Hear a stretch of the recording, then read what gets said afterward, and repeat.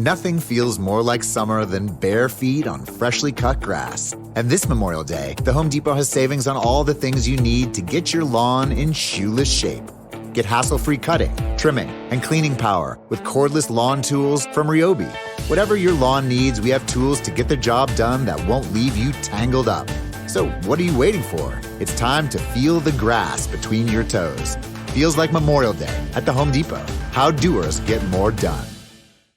I think I've gotten to a place, and again, you always preach what you need to hear. I'm sure because I've lived a lot of my life trying to figure out how to be in proximity to God, not to lose my sense of proximity to God. Where do I need to go to get to God, and like all that. And I've just really come to believe that all of it is nonsense. If it is, if anything like this notion of God is true at all, that God exists, then there is no way that anybody is separate from God's presence. We might behave in ways that cut ourselves off from ourselves. We might numb our own capacity to feel, like whatever. But the idea of being cut off from God, or sometimes we're warmer, sometimes a little closer, and sometimes we're not. Like it just can't be true. And I feel like where I hope that'll be a liberating message for people, especially, is I just feel like we end up wasting a lot of time, a lot of energy, bandwidth, trying to figure out if we're in the right place. Am I on the right path? Am I doing the right thing? Because as defined as, is this where God wants me to be? Am I close to God and away from God, or whatever? What I love even about the Emmaus Road story that I draw so much from is this whole question of, where is God on the road that you're walking?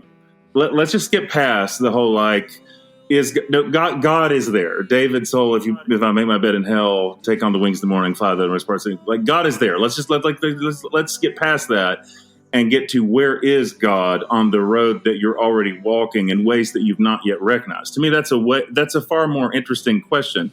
And I really do believe it. I really do believe that God is wherever you are. And which, hey, that doesn't even mean, right? I mean, all of us at some points in our lives, we can be less healthy than others. Does it mean that there's nothing about myself that I might think, I might objectively might want to change this. This is because I want my relationships to be healthier or whatever. But none of that ever needs to be motivated by trying to get closer to God. So I just think, like, if we can clear the debris of that out of the way, the air gets a whole lot cleaner faster. Spirit unbound, it is the truest form of love that I have found. Welcome to the Deconstructionist podcast. I'm your host, John Williamson, and welcome.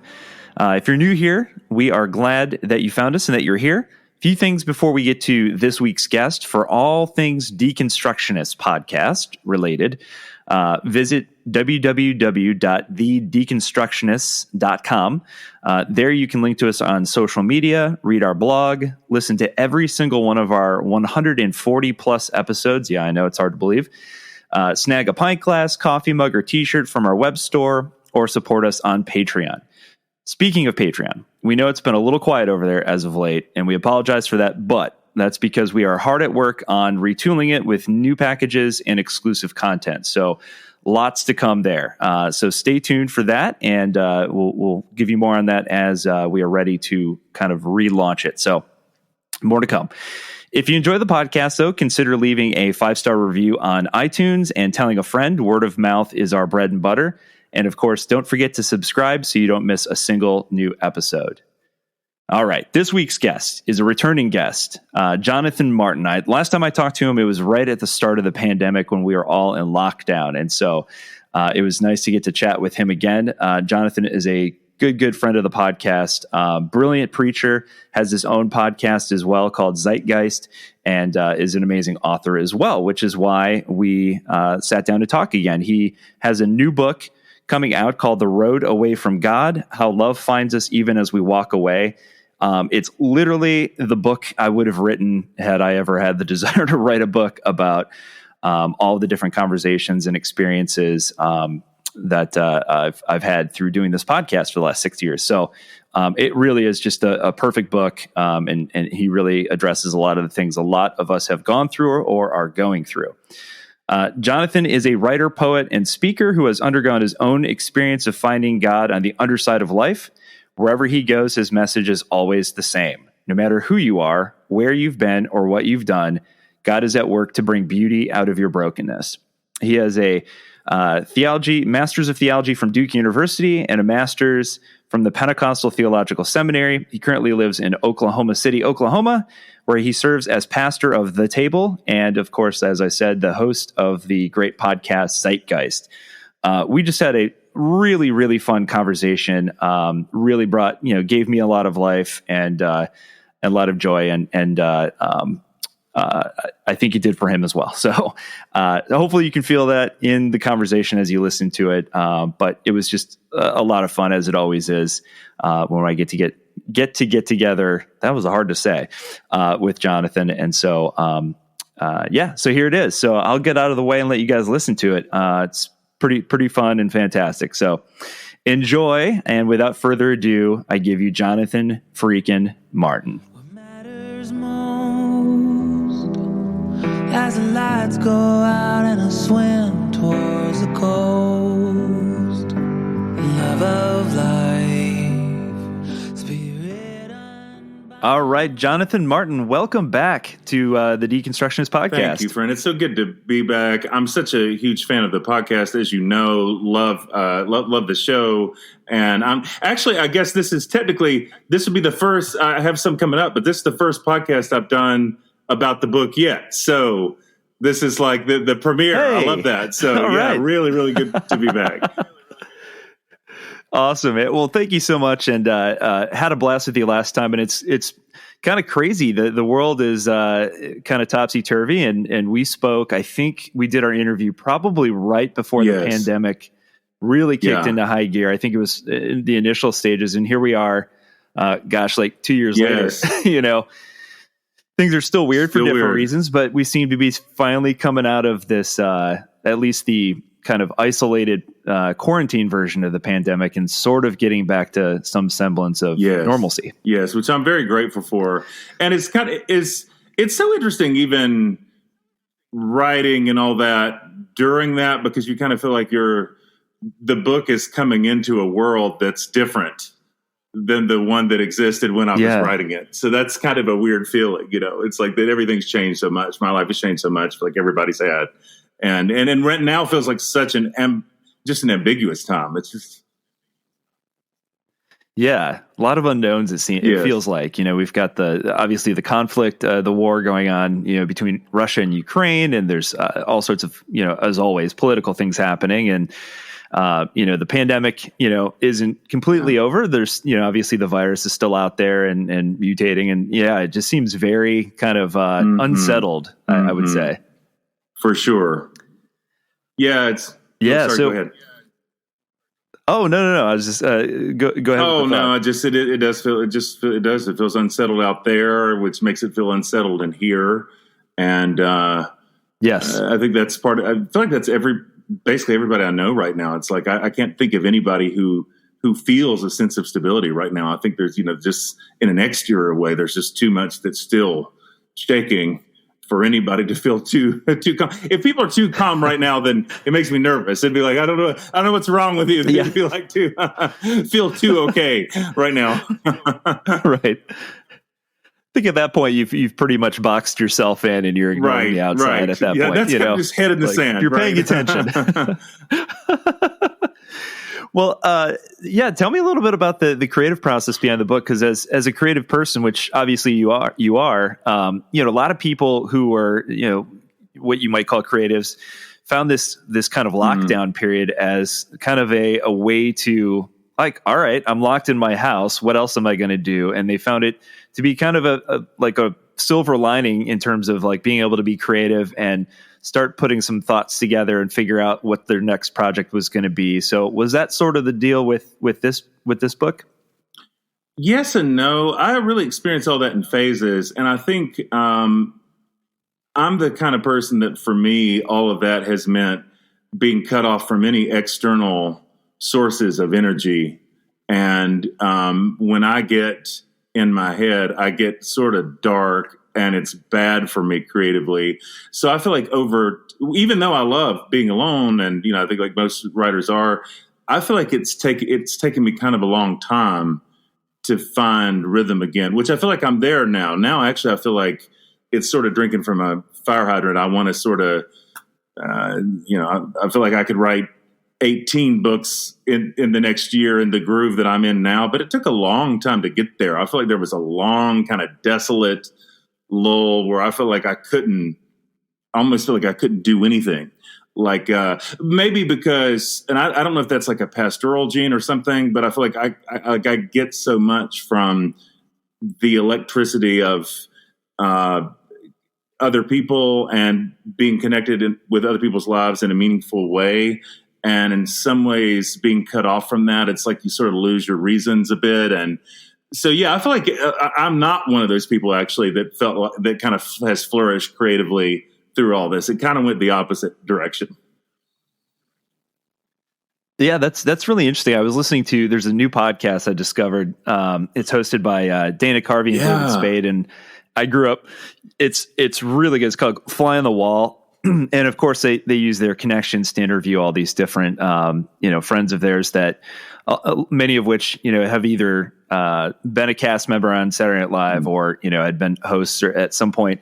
And it's really interesting because they were talking the other day about the pandemic and how it impacted their work. Because obviously for a time they couldn't go out and perform before live audiences. And it was interesting. I think one of them had mentioned that he found it as a time to really dig in and start to go through material and work through new material. And the other was complete opposite. He said, I feel like I should have taken more advantage of it, but I just basically watched movies with my kids. Right, sure. So like, it's interesting to see the different approaches to it. So I haven't mentioned the title of the book. I should probably do that. The Road Away from God: How Love Finds Us Even as We Walk Away. Great book, first of all. Like you're such a tremendous writer, very poetic in the way that you kind of use words as a vehicle. And I found it hitting on exactly the things and the themes and topics that when Adam was still part of the podcast, when we used to talk about between the two of us and with our guests throughout the years.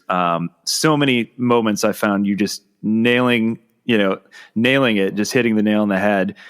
So what inspired you to write about this topic specifically? Well, thank you so much for the kind words. I realize even as we start to talk about it, what a vulnerable feeling it is, because it's actually weird how few people have actually read this. I mean, besides the handful of endorsers, it's just not many people have read this material. So it's just that very I don't know. And I think because for me, the pandemic did feel like a time of largely being off the scene. It's like, you're throwing this thing out in the world, not knowing where it's going to land with anybody. So I'm glad any of it, has resonated with your experience. I think the process for me was twofold. One is that it's very much my own journey. It's very much me. I mean, I feel like you always preach what you need to hear. So processing my own disillusionment, my own, which, I know I wrote a book called How to Survive a Shipwreck, but to me, these books are nothing alike. I mean, that book was very much about grief, loss, failure, kind of at large. This is a very particular book about dealing with, themes anywhere from kind of religious trauma to just finding reasons to believe, especially when people are disillusioned by institutional systems and faith systems and that kind of thing. Which I think is a really particular kind of pain. So a lot of it was me processing that, but it's also coming alongside a lot of people who've been on that journey too. So really for me, it's like anything that I write, it's always me working those things through. It was interesting actually, because a lot of the content earlier in the book has existed for kind of a long time. I feel like those things have just kind of been alive in me for a while in terms of the germ of the ideas at least. But it was interesting even writing the back end of it, how much of it, I really didn't know where it was going to go until I got there. It really, it was a very much a live question, even this, okay, is it possible to come back home? Is it possible to find a sense of home again? It was like something I was honestly trying to figure out in the writing, without having a sense of expectation of where the process was going to lead me. So, and that was, it really was me working a thing out as opposed to, okay, I feel like I've come to this conclusion that I want to share with people. It's more like, it's much more personal for me than that. Yeah, I thought it was really cool. For those who are listening who didn't listen, who haven't heard our first interview together, should go back and listen to that. But you talked about, you had this idea kind of bouncing around in your head about just the symbolic nature and what it really meant. The part of the crucifixion story and the aftermath, where the disciples are walking away from Jerusalem, and what that really kind of spoke to you. And you really expand on it in the book in such a cool way. That I think really helps kind of understand our relationship with God, but also helps kind of explain the journey that so many of us find ourselves on. And I thought that was just exceptionally cool how you were able to really kind of use that as a way of saying, look, we're never alone, even when we think we are. Yeah, I so appreciate that, friend. So tell me a little bit about, I want to start at the beginning of the book, obviously, logical place to start, I suppose. Early on in the book, you compare the loss of belief to a type of grief or grieving, like the loss of a loved one or the loss of a relationship. I think that is something that a lot of my listeners identify with. It certainly is...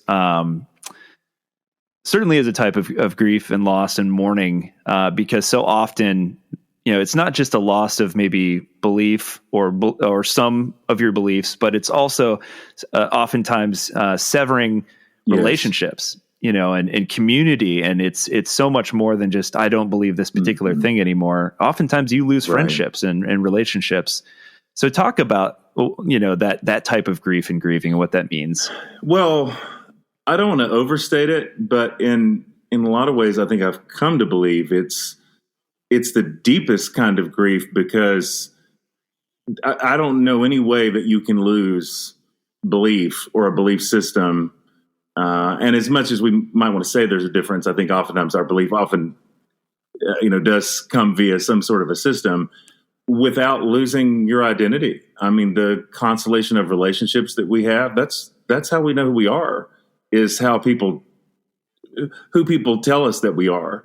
And we might like to think that we have a more deeply formed self than that. But at the end of the day, who we are to other people, that's how we know ourselves. So then when you start to change your mind, and then other people change how they relate to you, and you realize that the very foundations of your existence don't really exist in the same way anymore. I mean, that's just... Then all of a sudden everything's up in the air. You're in outer space.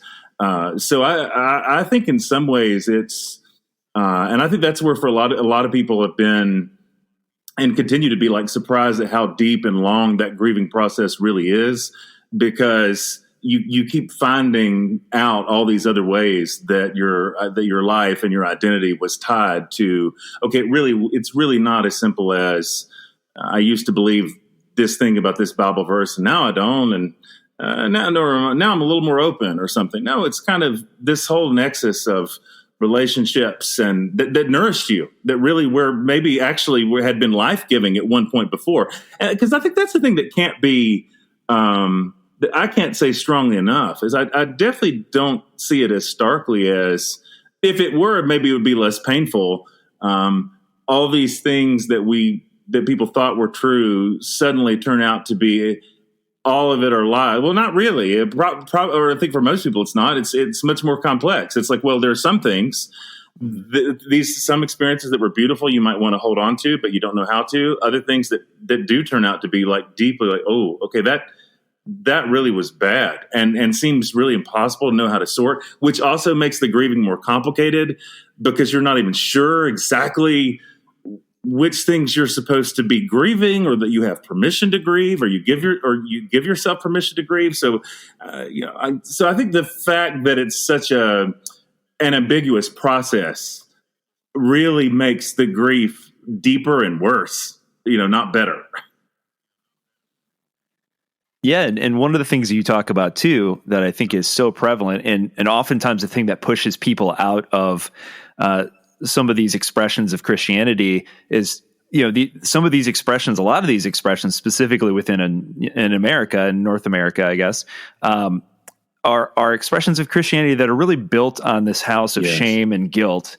And then you find as you're leaving those expressions of Christianity, you talk about the fact that all the voices around you are kind of, pushing the guilt and the shame on you, because now they're saying, well, this path that you're on is the wrong one, or, you're backsliding, or this is, whatever the case is. And it just kind of, that cycle of guilt and shame just kind of continues. Yeah, that's right.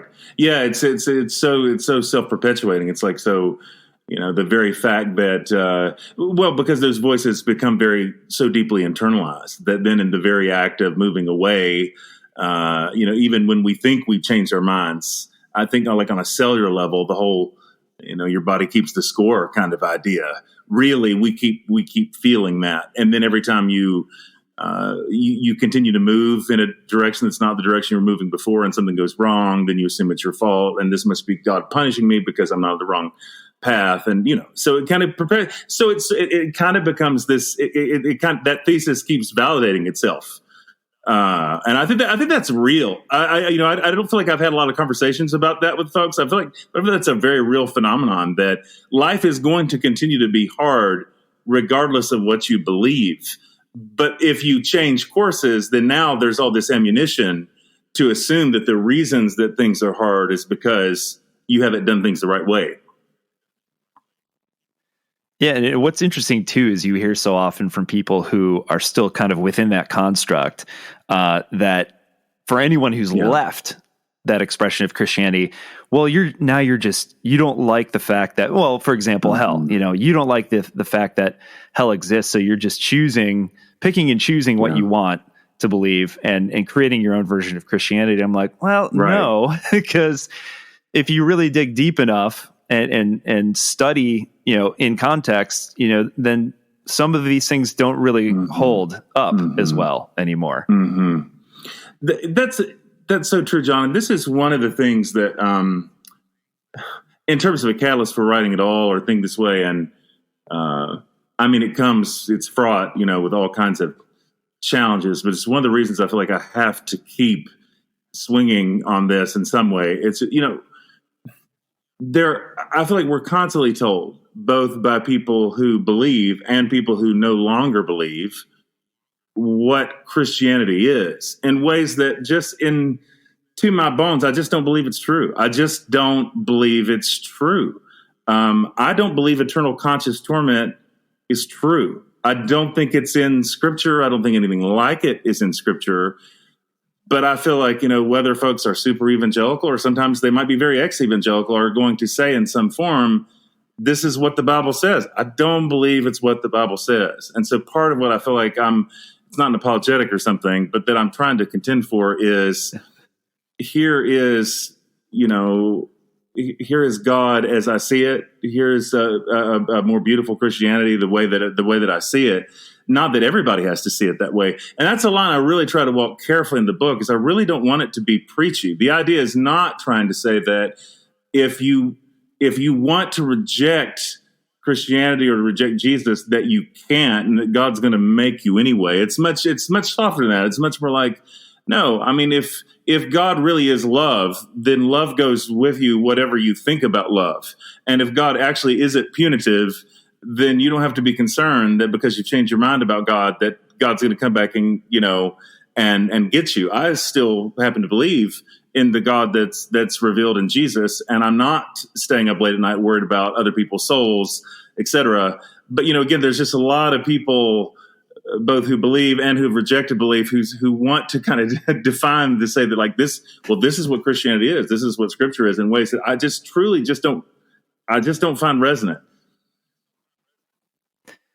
Well, and it's interesting too, because we continue to, out of one side of our mouth, preach about this God of love who we see through the character of Jesus, but at the same time, we still kind of out of the other side of our mouths, kind of preach this idea that God is this vengeful,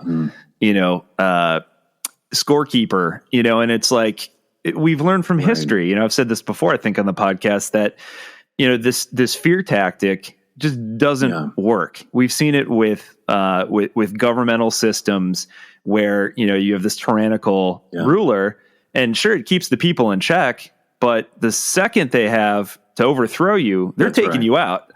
Like, that's not a change of heart. That's just keeping people in check, through power and through fear and that sort of thing. And that's not the God that I see in the Bible, nor the God that I believe in. But I love how you put it, John. It just doesn't work. It doesn't work. It doesn't work in any relationship. No, there is no relationship that works when you've got your gun to somebody's head. It's not even a relationship. It's actually not a relationship. So that's part of the deal. For people that still kind of contend for that sort of perspective, it's like, hey, I just don't. It never produces good fruit in people's lives. It doesn't make people more loving. It doesn't. I don't think make people more disciplined. It just makes people more repressed and more afraid. So I just love the way you put that. It just doesn't work. It doesn't work as a way of life. Yeah, absolutely. And one of the other things too that you touched on that I absolutely loved. I've been saying this for years. So I grew up as a good little Lutheran boy, and so my experience was very, very different than a lot of my friends who grew up, in more of an evangelical expression of Christianity.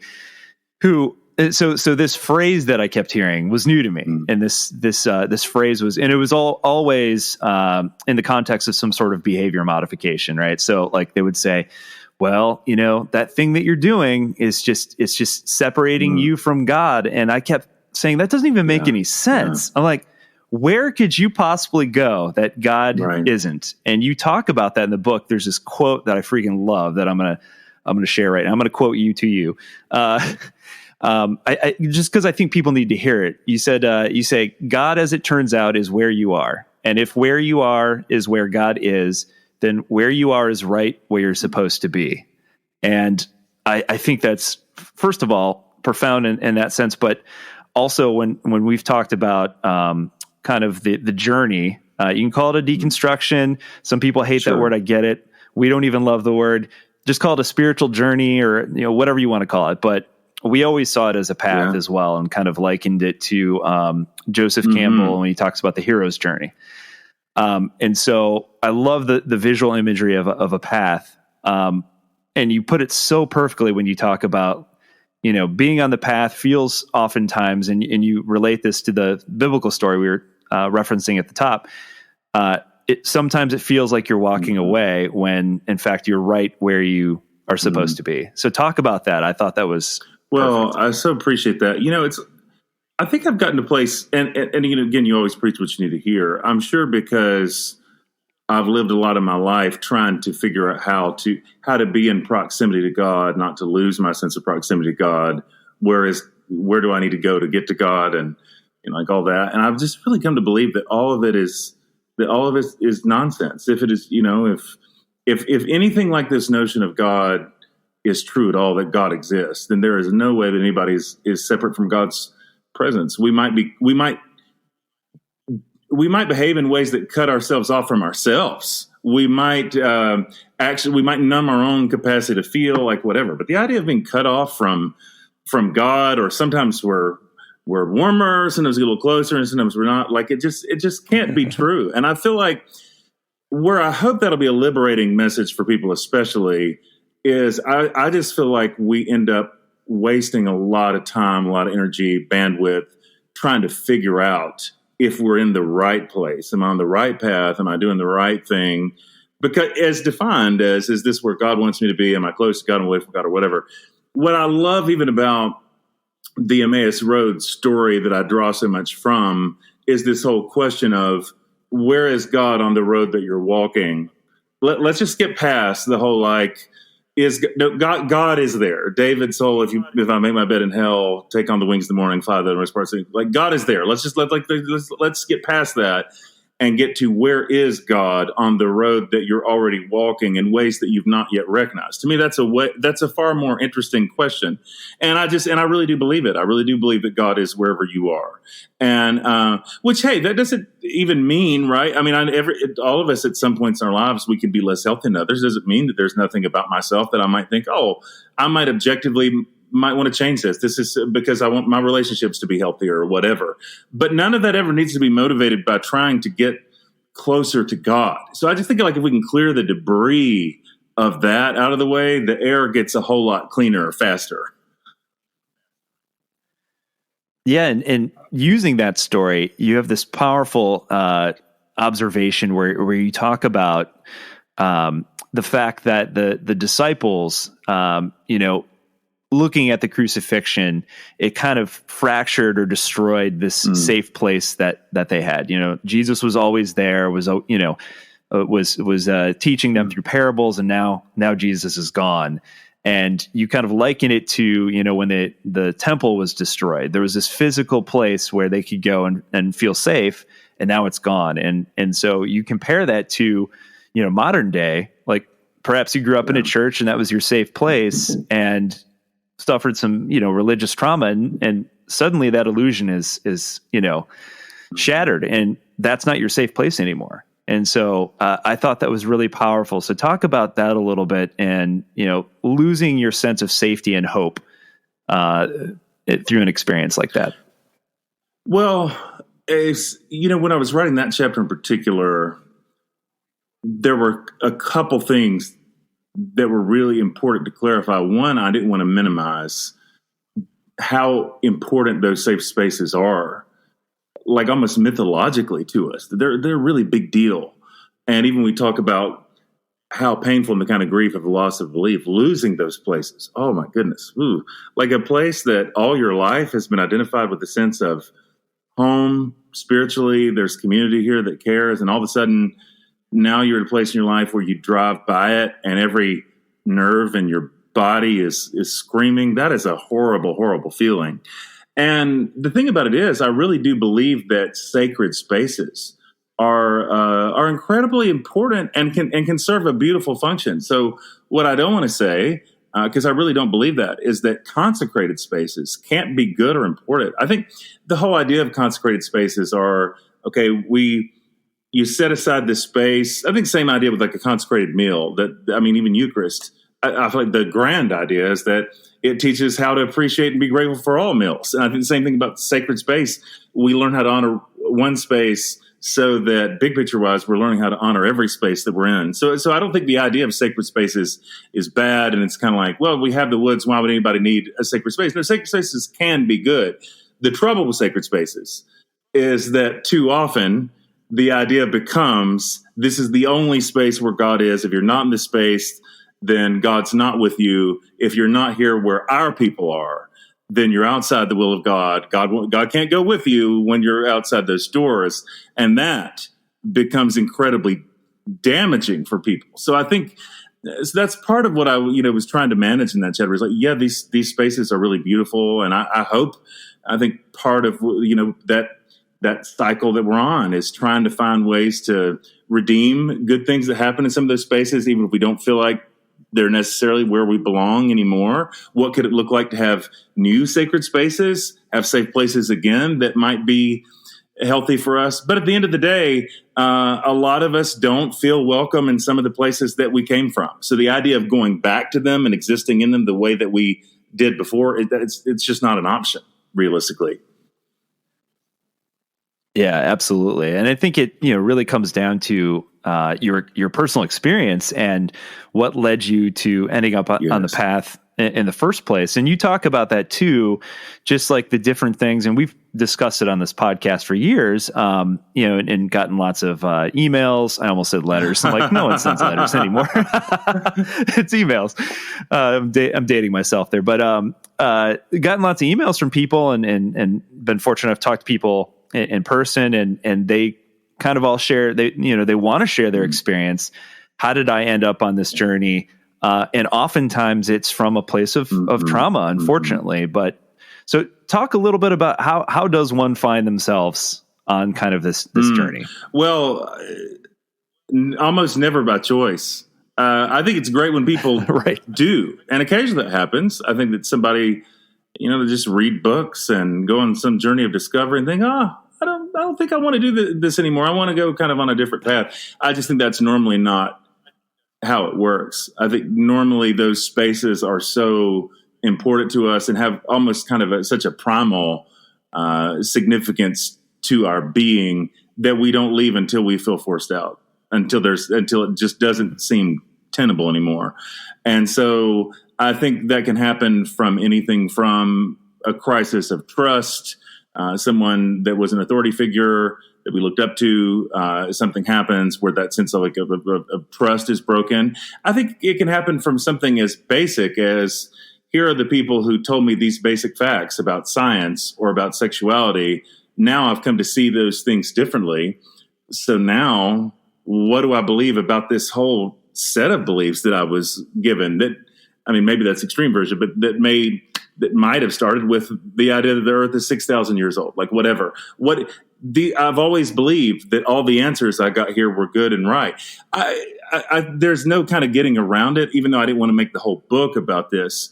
2016, a lot of things changed for a lot of people. Not because I think the world fundamentally changed in some way, but I just think a lot of things that were already there were just kind of exposed. And so all of a sudden, people who might have already been on some kind of a journey theologically, politically, so, how they think about social issues or whatever was already steering. And now they're hearing from a pulpit that that journey's not okay, that to be a real Christian is to be this or to be that. It felt like kind of prior to 2016, there was a lot of kind of don't ask, don't tell. There was sort of room to explore different ways to think about Christianity around the fringes, where all of a sudden that was kind of taken away. And now it's like there's a lot of like trying to uproot people who don't think like us. I really think that's been true for so many people. It's been interesting how many people I've talked to who I think would have stayed in certain kind of institutions or faith systems if it would have been an option at all. But it got so intense and it became so clear that like if you to stay here is to be with us 100% on all these things.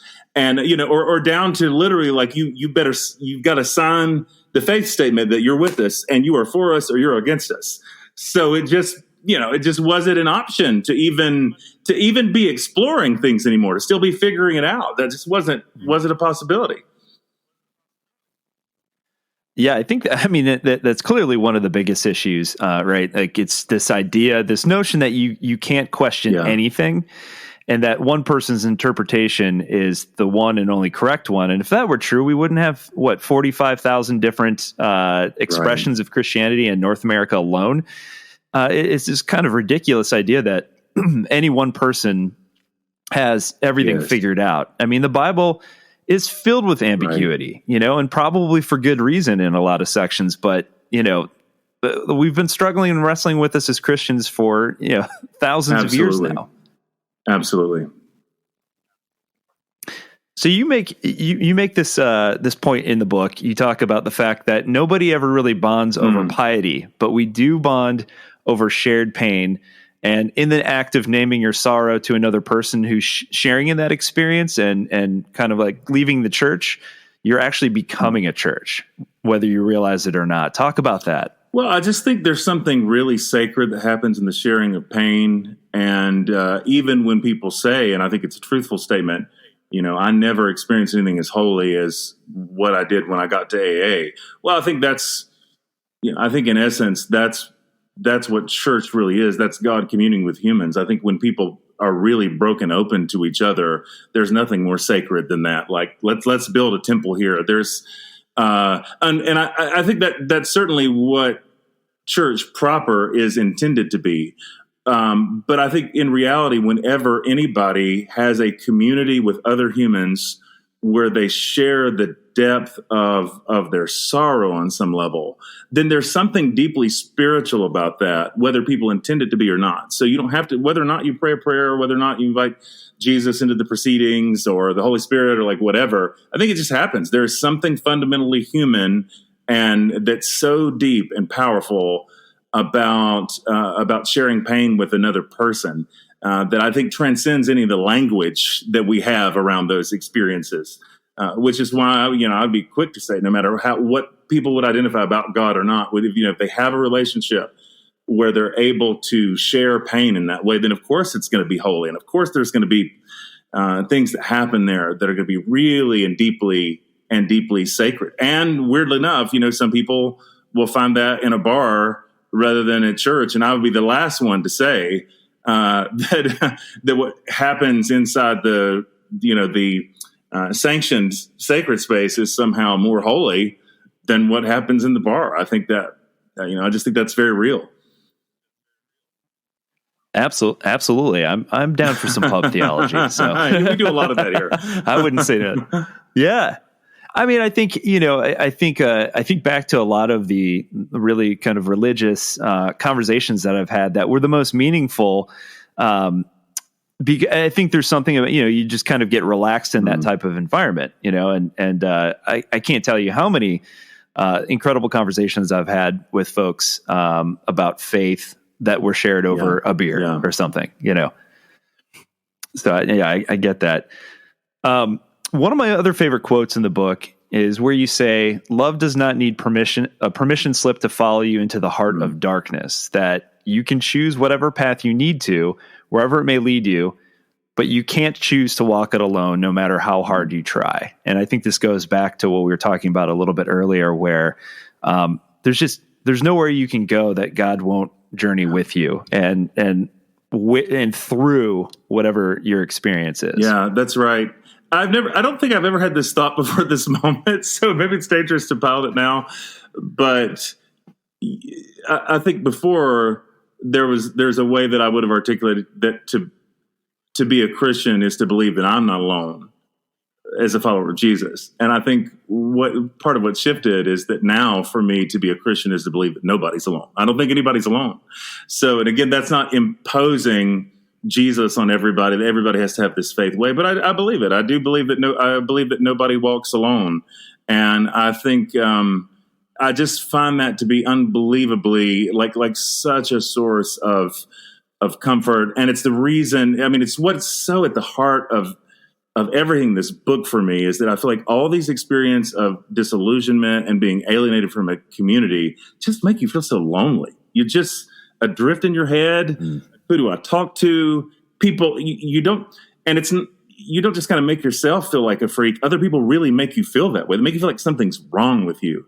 And that feeling that like there's something fundamentally flawed about me to where I'm maybe somehow ultimately rejected. It's just such a passion of mine for people to get to a place where they can really see like, no, like God is fully present wherever you are on this journey. Whatever you're thinking about God or whatever you're thinking about stuff, you're not doing any of that alienated. None of that's happening alone. It's beginning to feel a lot like summer, and the Home Depot has savings on everything you need to get it started this Memorial Day. Step up your grill game with propane griddles from Nextgrill for the perfect smash burger. Then feast with your friends and family around a new patio set from Hampton Bay. However you plan to kick off summer, the Home Depot has savings on everything you need to do it right. Feels like Memorial Day at the Home Depot. How doers get more done. Yeah, and such a big component of that is community and finding a safe community. And maybe, that what that looks like is you have some non-Christian friends who are open enough to allow you to express those thoughts and feelings and be vulnerable in a Starbucks versus going to church. And I can't tell you the amount of people, the number one question that we've gotten over the 6 years of doing this podcast is coming from a lot of folks who are in areas of the country where maybe they live in a smaller town. And so it's harder for them to find a community after leaving the initial community. And so I don't often have an answer for that because, I live in a fairly large city. And so it's fairly easy for me to find people in a similar place and have conversations with them about it. But if you're living in a town that's population 6,000, that community just may not exist. So what do you tell people when they're feeling that isolation and don't have a community within arm's reach? Well, I can tell you this. I tell them something different than what I used to would have told them, because I think there was a time when I was much more a purist about, face to face and bodies and and all of that is great. But I think realistically, and I know the pandemic has deepened this reality, but one of the things I've learned so much from people that I love who are disabled is I am never again going to speak dismissively about the miracles that happen over the internet. The internet is used for a lot of evil, White supremacists find each other, the Klan finds each other, whatever. It's all true. But at the same time, I really do believe that miracles happen every day over the internet. And that's something I'm eternally grateful for at this point, is that if people absolutely cannot find another soul in that small Arkansas town that they can talk to, then the internet is so freaking niche, it's niche, not like Nietzsche the Flood, but every niche it's represented. Then you're going to find somebody who feels the things that you feel, struggles with things that you struggle with. And I think that's so important. So I think, so I really, at this point, I would always say, community, wherever you can find it, in whatever form, in whatever source. Now, that being said, I think sometimes, you do need a hug, and there is something about presence that's so, I think it feels different kinds of needs, but goodness, if you can, through Zoom or a text thread or whatever, feel a little more seen and known, then run to that. I just think it's so important. And especially through the pandemic, we've seen our little community. I really wondered, because we had only existed for about a year before the pandemic hit. And I've been so surprised that our community is much closer than we've ever been, not only hung together, but got much stronger even while we weren't together face to face. So pretty much shot down all my theories about how, without that kind of connection, then the bonds aren't as tight. I just don't think that's true anymore. Yeah, I completely agree. I think just the technology that we have, so fortunate. I feel so fortunate that we had this technology in our hands when the pandemic hit. I think back to when was the last pandemic, 1918. I thought, what in the world did they do? Just a lot of reading. But that sense of isolation was kind of, you could supplement some of that through Zoom and FaceTime and stuff like that. And so I always tell people, I'm like, hey, I don't have an answer for you, but you're more than welcome to go to our Facebook page and post up on there and say, hey, is there anybody in this area? Or try to make connections with like-minded people through there. I absolutely. I think that's one of the good parts about the internet. Yeah. For all the ills. Yeah. One of the things I also found interesting in the book is you talk about the fact that faith doesn't change the experience of being human. It doesn't protect us from, the trials and tribulations that come along with being alive. So talk about that a little bit, because I think that's so true. If that is not a controversial statement to anybody else, it is still a controversial statement to me. And so it's interesting how much even hearing that back, even though it's something I think I changed my mind about a long time ago, that it still was wow, yeah, I guess I did say that.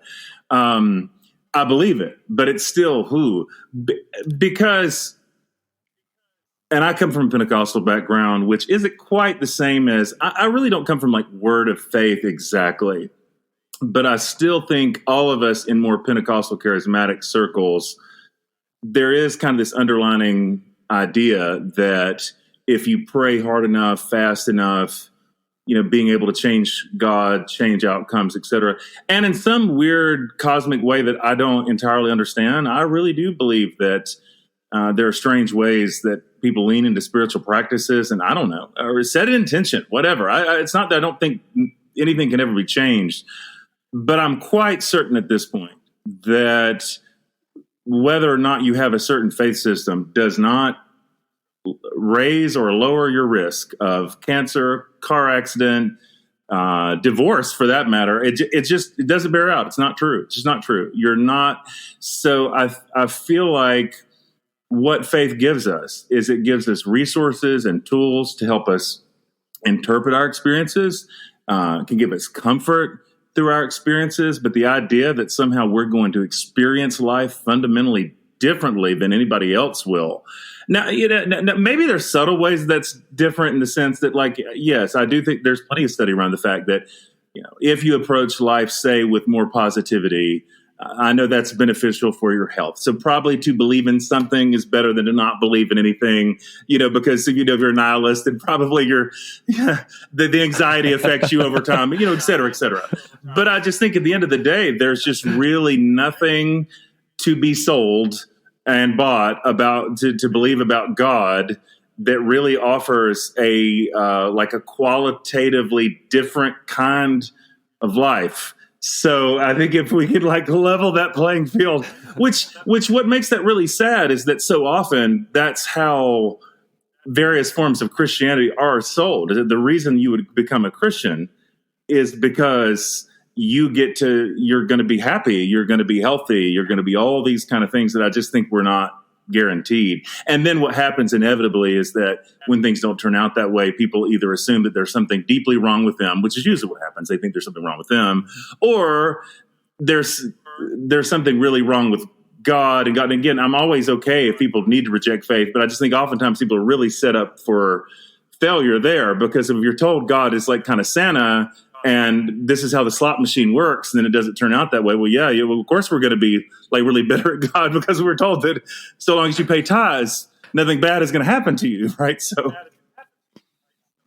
yeah, I mean, it kind of goes back to the prosperity gospel. This notion that through a life of faith that you'll be rewarded with riches and your life will be easy and comfortable, and it's like the Bible does not reflect that, and nor do the stories in the Bible. There's a lot of suffering and a lot of pain and a lot of anguish and a lot of, you look at Job, why God? Come on. And it always boils back to that question that people have asked for generations, why does bad stuff happen to good people? That's right. But I think you're right, in the sense that it doesn't fundamentally change the life experience, but it does change the way in which we look at things when they happen, and how we process them, and how we deal with them, and how we rally around others who are less fortunate, in a time of need. I love that. You hit on something I think that we've talked about on the podcast many, many times, and I know Adam and I say this all the time, and you talk about it in the book, and I think it's a really important thing, and you even really emphasize it. It's this idea that you cannot force someone onto the path, and the way you say, you cannot dictate their journey, and I think that is so true. I think it's only when the individual is ready, and when they're willing to kind of embrace the journey. But you absolutely cannot take someone's journey for them, and you cannot force them onto the path. Yeah, I think about that all the time, because I feel like, and I'm not impugning anybody's motives here, actually, but people just often have elders in their lives who, even if they mean well, tell them what to do. And then I think a lot of us, especially when we don't know what to do, we're drawn to try to find voices with a lot of certainty who just are going to tell us, here's what you're supposed to do. When in reality, and I think this really, really bears out in Scripture, wise elders never do that. I mean, for me, the height of it, I think about it all the time in this context, is the story of the prodigal son. A good elder is going to give you the keys to the car, even if they think you might wreck it. He gives his son his inheritance early, knowing it's going to, good and well, it's going to be misspent, but that's not his decision to make. And I just think, again, without impugning anybody's motives, that's always, for me, that it's really almost the only indicator. I don't know if there are like 15 others. It's kind of the line to me as to whether or not a culture or a theology is toxic or not. Are people trying to tell you what to do? If people try to take your sense of agency from you, then it can't be good, even if the things they're telling you to do are good. On the other hand, if people legitimately don't try to coerce you and actually value your own expression, your own journey, and you're not backed into corners, you're not shamed if you do things differently, then that's probably, there's a right and a wrong way to do almost anything. And all kinds of cultures, I think, can be healthy when people are given room. But if they're not, then even if there are things about the message that are good. I just don't think there's any way that kind of community or that kind of leader, that kind of elder can be good for us. Yeah, and it makes me think of kind of getting healthy from like an addiction. Addiction counselors always talk about the fact that it almost never sticks when the person is forced into like rehabilitation versus when they're saying, "Hey, I need help. I'm ready to do this." It made me think of that. So talk about you talk about the pain that accompanies the journey as something that is not only very real, but that it can feel like a death. And I love this idea because, again, it kind of takes me back to kind of the hero's journey and the death and rebirth kind of symbolism. So talk about death as an essential part of the process. I wish it wasn't as essential. I wish sometimes I didn't see this the way that I do, but at this point, I see death and resurrection in everything. And I so deeply believe that there is no resurrection without death. Death is a passageway. Death is the way to the other side. And unfortunately, I think oftentimes the reason that we don't get to rebirth is that we're not able to let go of things that really are dead and dying. And I think that's counterintuitive, especially when you've already lost a lot. Then, it's like, now I can't afford to lose this relationship too. If I already feel like I've lost 80%, I can't lose the last 20. Actually let go of the last 20 and going all the way, like embracing full descent. I think so often is what the path to freedom looks like. But I mean, that's oftentimes just stepping into the free fall. And without trying to go into a whole nother thing, this came to me, and I will use that word here in a truly revelatory way.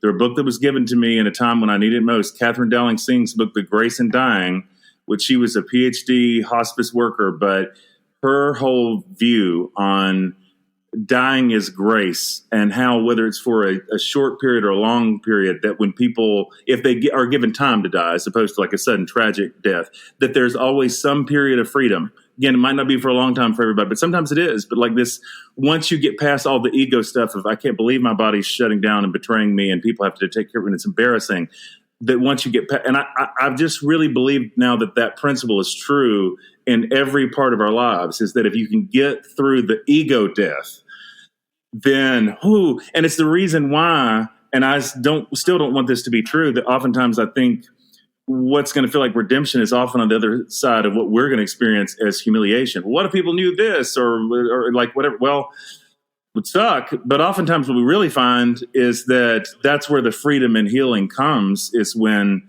things come into the light in this way, because that ego death happens where there's now the opportunity for rebirth. So, and the point is not to say, like in the book, that, okay, you have to, because that hasn't happened for me. You have to let go of, you have to murder everything about your belief system before. But at the same time, I will say that I do think it's important, and that's definitely borne out in my life.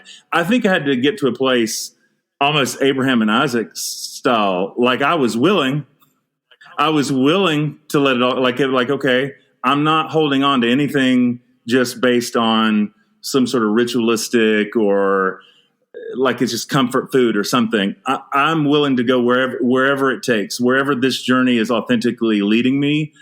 I'm not going to be dishonest with myself about what the answers are. I think you do have to get to that place. And that, if you have any sort of belief system at all and go through some kind of an unraveling, I think getting to that place is going to be a kind of death.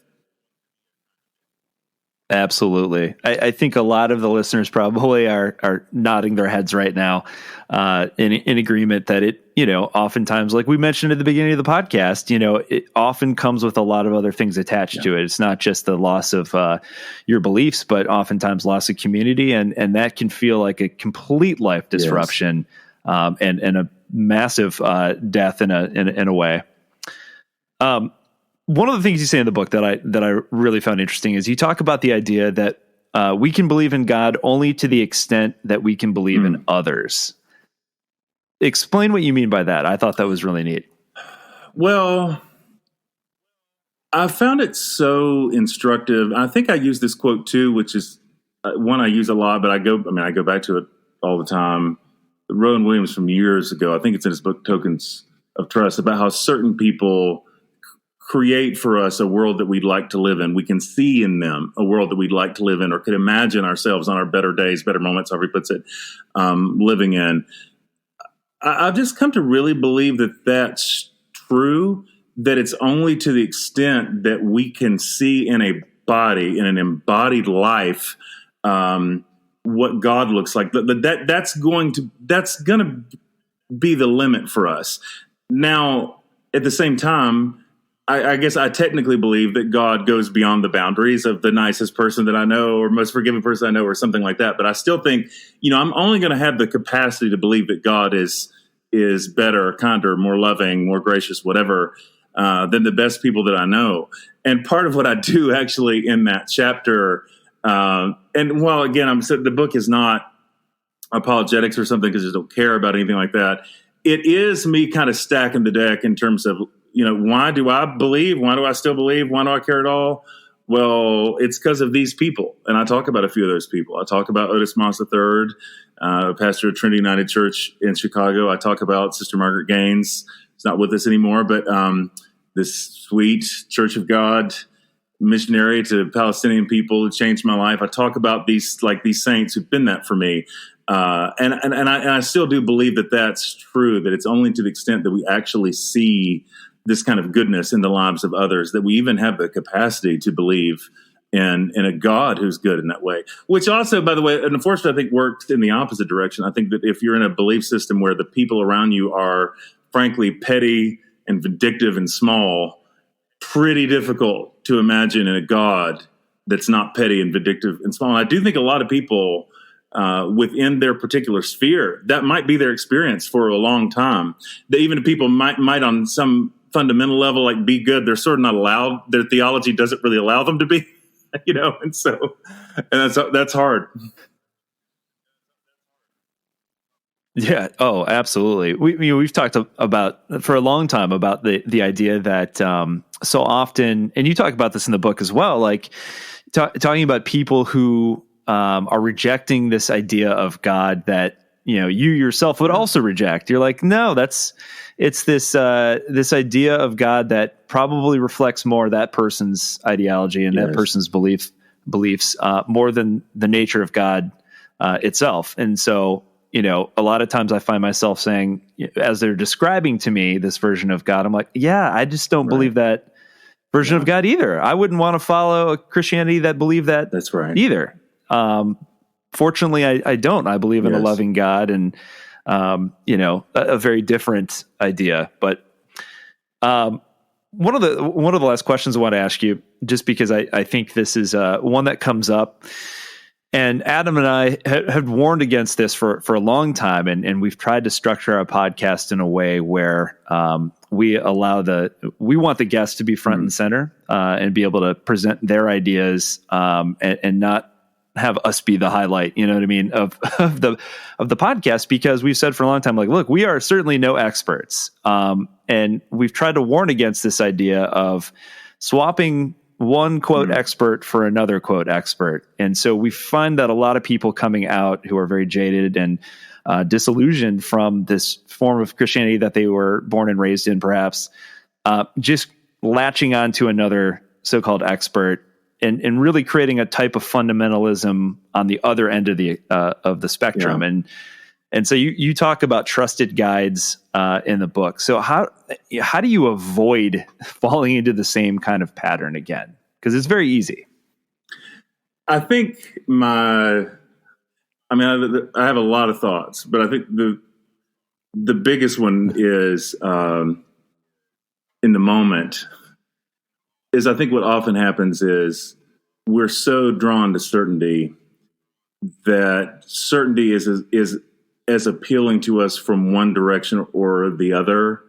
And unfortunately, what I find is that in the same way that I feel like for most of our listeners, this is just not going to be controversial, so here we'll use a name. So if John Piper, if the appeal of John Piper on one side is that he's really, really certain about everything. So you've got such a kind of everything's black or white, in or out, like everything. It's just such a rigid, just so certain. I get legitimately concerned when people leave a faith system and the way they speak about everything is just as certain as it was before. And it's surprising sometimes that people can't tell the difference. Oh, that's the same tone of voice you got before. That's the same rigid. There's still insiders and outsiders. There's still good guys and bad guys. There's still huge assumptions made about people that you may not know well. There's still tons of doctrinal purity codes. There's still ideological purity codes.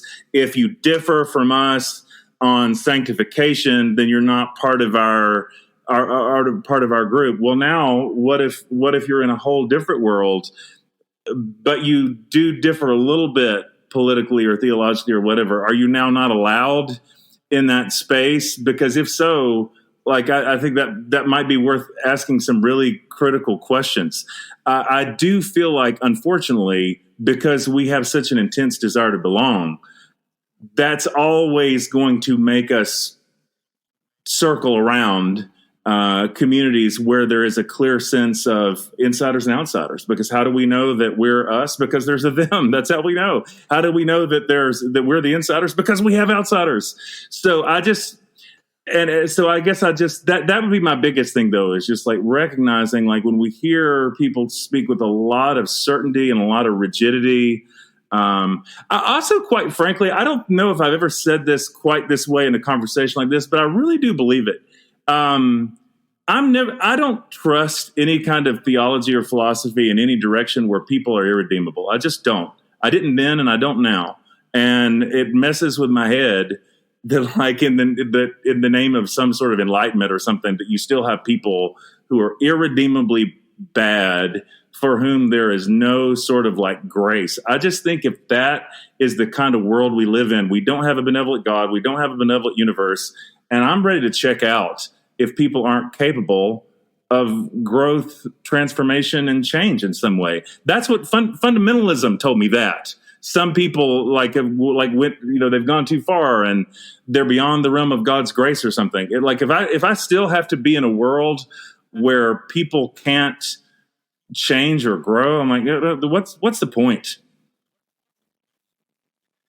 Yeah, it's funny that it makes me think of a conversation I was having the other night with a friend of mine, and we were just talking about the nature of being human, and the fact that this message that's so prevalent in so many Christian streams is this idea that you are born this flawed human being, and it's well, that wasn't my fault, right.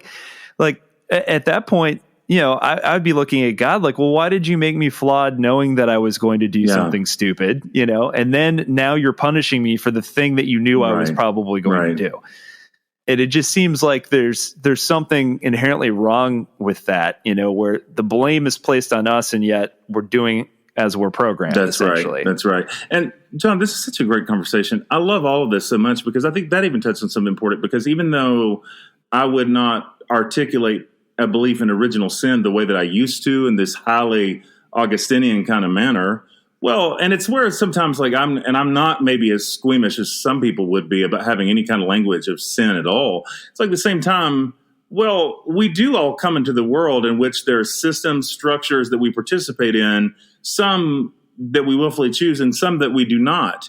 And now that doesn't mean we don't have to take responsibility for them, but we become more aware of them over time, as we go. So I just think so all that just becomes more and more nuanced for me. It's we're all learning, okay, here are ways that I might have participated in some of these broader realities and some of these systemic things that may not have been entirely. Now, again, that's not the same thing as you're born naughty and God's sending you to hell for sin, which I think is very unhealthy. But I think the idea that sometimes we do participate in things that aren't necessarily fully consciously chosen, is somehow true. And where, again, it's so strange to me when then people aren't given room to like change or grow. It's like, yeah, well, people, like how often have we seen people perpetuate the same kind of mistakes or cycles because they just didn't know better? That's what they were given, not because God consigned them to a life of like, doom or whatever, but it's just it's just all that they knew. So that for me is what I love about the Jesus story so much, is that there's always room to break any kind of cycle. No one is ever consigned to some kind of fate because of what your parents did or because of something you did 20 years ago, like whatever. Like there's always hope that a new and different kind of life could happen in the midst of whatever, for whoever. And that for me is just incredibly beautiful. Yeah, I wholeheartely agree. I think to think otherwise is to ignore how nuanced and complex being a human being is. It's never simple when you hear, somebody committed this horrific crime. It's never so simple as, well, they're just bad. As more information comes out, there's always something like, well, this person was horrifically abused their entire childhood, and there's always some sort of backstory that adds this level of complexity that is just being human. That's part of the human story.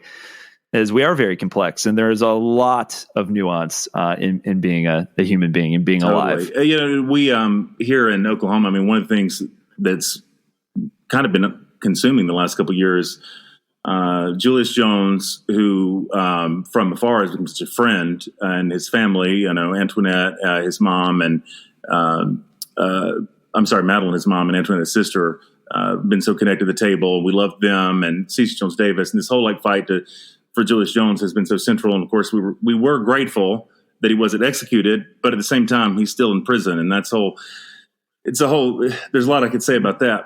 But in this whole thing about criminal justice reform, which has become such a passion of mine and such a passion for our community, I've thought about that long and hard for kind of a long time. And it's interesting now how for the first time, I'm starting to think about other things now in light of it, because before I was with evangelical people who were not willing to think critically about their faith and the death penalty. Now that I've been more with people for a while who think this way about the death penalty, now I'm starting to think, okay, well, if you think that no one should be consigned to death because of, of something in their past, there's always, you believe in this kind of mercy or whatever, it'd be pretty weird to believe that other people should be utterly, completely written off with no chance of parole or whatever while they're still alive. But I think that's possible. You could become the kind of person who says well, technically, well, I don't believe in the death penalty, but I do believe that some people are past redemption. That to me is is an equally weird, inconsistent ethic of life. So I don't know. It's just, it's interesting how now that's starting to work the other direction in how I think about things. Yeah, that's so true. I know we're getting to the end here, but the last question I want to ask you, because I think this is a good place to land, because this is a very important thing to me. It's where you talk about the symbolism and the symbolic nature behind this common theme that you see in the Bible, which is the act of eating and drinking and sharing a table with others. Talk about that. Well, it's interesting how, I think for a lot of us, the faith that we came into was so, it was all ideas. It's all propositional.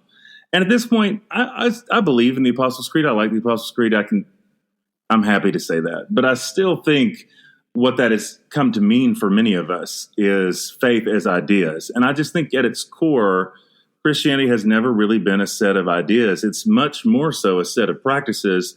And specifically, it's the meal. And that for me is just simplified so much.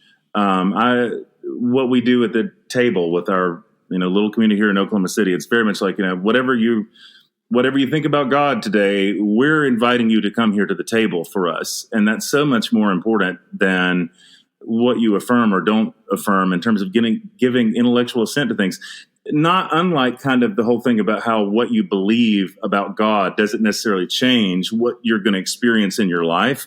I certainly feel that way about how we encounter the grace of God through the table. And I think I just love kind of getting away from this idea of faith mostly as a set of propositions or a set of ideas, and much more so, no, this is bread and wine. This is something that you do. It's something that you do with others. It's something you can taste. It's something that's tactile. It's something that's real. And it actually gets us out of our heads. That's one of the reasons I think ultimately, even if we don't always name it that way, a lot of us have ended up on some of the kind of journeys that we've been on, is I think in some form or another we saw that changing our minds about all these things and even getting maybe sometimes really complex kind of theological systems didn't really make that big of a difference in our lives or the lives of people around us. We weren't happier. The people around us weren't happier. We weren't loving our neighbors or even ourselves any better. Just didn't really make that big of a difference. On the other hand, though, I think that this practice of hospitality, both being on the receiving end of it and giving in this way, I think that changes our lives. I think that changes the world. So it's, for me, it's not even like this kind of, I don't mean it to be like syrupy and sentimental, like, oh yeah, like, you open yourself to someone else. Like, no, I mean, I think I think it's like objectively true. I think that actually changes the world, like in ways that are demonstratively true, in ways that changing our mind about things just doesn't. So now it's more like, no wonder that Jesus makes this meal the center of everything, because I think no wonder that the table practice of Jesus is the central scandal of Jesus in the Gospels, which I still to this minute find it so weird that no one ever seems to connect. I feel like I never hear that connected in preaching. Everybody just seems to leave that alone. It's like as if the table practice of Jesus that was so scandalous wasn't meant to directly inform the table practice of the church. Jesus is primarily known and is primarily a scandal because of his inclusive table practice.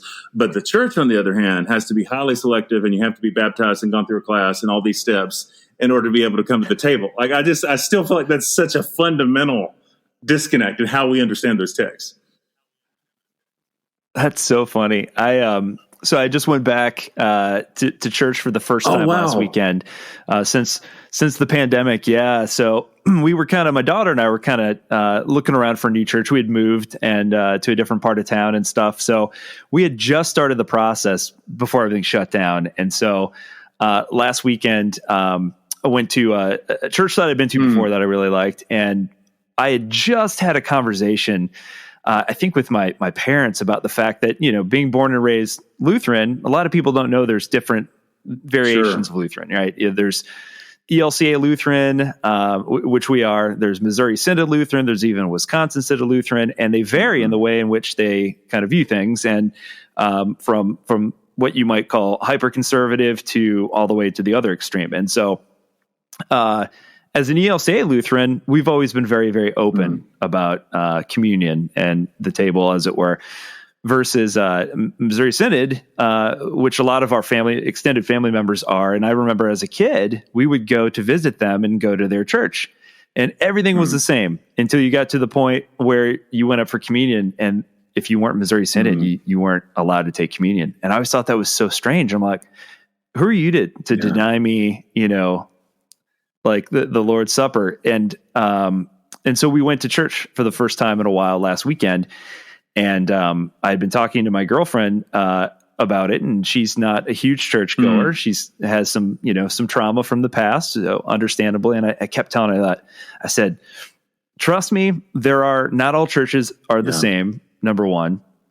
And number two, there are churches out there who I think will fall on the right side of history, who are accepting. And when they say all are welcome, they mean all are welcome. And so we went, and the first two images that popped up, number one, they were teaching a class where they partnered with this local LGBTQ plus organization to explain exactly what those letters and the acronyms mean for folks, and indicated that we are a fully affirming church, and when we mean all are welcome, all are welcome. And so that was a good check mark for her. And then the second thing that happened was when it came time to take communion, he said, we believe that no matter what your background is and what you believe and where you're from, you're welcome at the Lord's table. And I thought, that's what's up. Yes.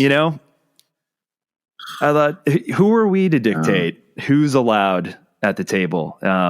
Everyone should be allowed. And I love that. I'm so grateful that y'all had that experience. That's so beautiful. It's always so encouraging for me to hear. To me, it just underscores why.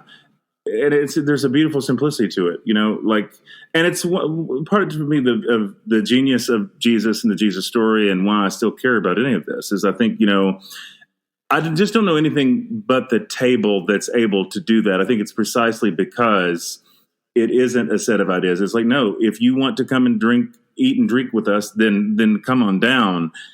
That for me is what makes all of that possible in a way that any sort of lineup of the ideas just doesn't do it. Because I think even if it's more like have inclusive ideas, but it's not, come down to the same table, drink from the same cup, eat from the same loaf, receive at the same time. Like I think there's something about that just levels us in a way that's like really, really fundamental. And when a church is like really clear about that, when that's the main event, it does set an agenda. It does set an agenda for the community. The table has an agenda. The table is an agenda. That's really wonderful. Yeah, I mean, it goes back to what you talk about in the book is what it did for her. And I had no expectations that after this experience, I think she was probably humoring me for Easter, like, sure, John, we'll go to church. I'll humor you. And so I think it probably started in that place, but then what instantly happened, and this is all credit to, I should probably give him a shout out, Peace Lutheran and Church in Gahanna. What immediately happened is exactly what you talk about in the book is it created a sense of safety for her, and she felt safe in that environment. And I was honestly shocked and kind of a little overjoyed at the end where we got back in the car and she said, that was really good. I would do that again. I would like to go back again. And I thought that I was not asking for that. I was not expecting that, but it all goes back to the fact that in her prior experiences, she felt very unsafe and not welcomed and not included. And in this space she did, and that made the difference. That's just so beautiful. I'm so glad that you told me that story. I love to hear these kind of stories, and I love for them to be told. And one of the reasons, and I don't mean this on a down note, but I feel like in the moment, it can feel like that those narratives aren't the ones that are winning, because oftentimes, truth be told, rigid ideologies work. I mean, for marketing purposes, because people do want certainty. They're drawn to it. Having communities that are inclusive, it's messier. It's more difficult to pull off when you allow people to really be where they are, and you allow true, gender and race and all that kind of stuff, but ideological diversity of all sorts. And you're not telling everybody they have to think the same way. It's just a messier process. And so I think oftentimes the way that gets interpreted is, well, though obviously God is not blessing those communities the way God is blessing these communities because the numbers are not as strong. When in reality, I think it's really, I've come to see it so opposite. I'm like, well, I think the reason that oftentimes these communities struggle more is because this is really what the narrow way of Jesus looks like. It's not one of judgment, but it is one of inclusion. It's a harder way to live, like truly welcoming and like fully allowing people to bring their whole selves to a community without needing to censor that is much harder work than the other way. But I think people still have it embedded in their heads, this kind of like, no, these ideas about holiness and being tougher on sin or like whatever, like that's the Jesus way. That's the narrow way. I just don't think that's true. Yeah, I mean, you're absolutely right. And all you have to do is look at the number of megachurches. Like certainty sells, ambiguity does not. It does not. People don't like to go somewhere and see someone at the forefront and have them say, you know what, I don't know. Like they want an answer in the moment. And I think, you probably agree and be, and probably in a similar place where I actually like that too. Now. I like the fact that somebody can honestly look at me and say, you know what, like we've been arguing about this for centuries and I honestly don't know. That's a good question. I'm like, oh, there's some genuine honesty in that. That takes a lot of courage to do. Yeah, I just don't. it's hard at this point. Again, it's funny how now, instead of certainty be the thing that draws me, the way I think is true for all of us, it's especially certain stages of life, we're drawn to certainty. It's the opposite for me. Like if I hear certainty, it's like, okay, well, this is definitely not a place that I want to be. Whatever it is, if you're too certain about it, that I don't want what you're selling, because it's like, it makes me nervous. I just think that certainty is not good for the world. I think certainty is not how God is. Yes, nuance and loving people as they are. Yeah, it is more complicated and it is more demanding, but I think it's more right and it's more true and more beautiful. And that's the way I want to go. But I think that involves a lot more I don't knows. So, yeah. Amen to that. I think that's probably the best place to end. I could absolutely go on for Me another too. 2 hours, but I think we'd start losing listeners at that point. So that'll just give us more to talk about next time. But as always, this was an absolute blast. Thank you so much for coming back on. Thank you for having me. Such an honor and truly a wonderful conversation. This has been so good for my soul. So thank you. Same. Well, before I let you go, tell people again, the book is The Road Away from God, How Love Finds Us Even As We Walk Away.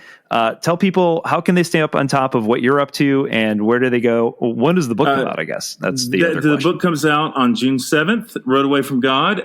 So June 7th from Baker, should be available everywhere. So I know Baker through their bookstore has it, I think, for 40% off right now, but certainly on Amazon, Barnes & Noble, like wherever it is that you buy books. You can find me on Jonathan A. Martin on Instagram. I'm trying to come back onto Twitter. I haven't tweeted it too long, but at the Boy on the Bike, JonathanMartinWords.com is my website. In those places, would be happy to catch up with folks. Awesome. Thank you so much. And always a pleasure. So good to be here.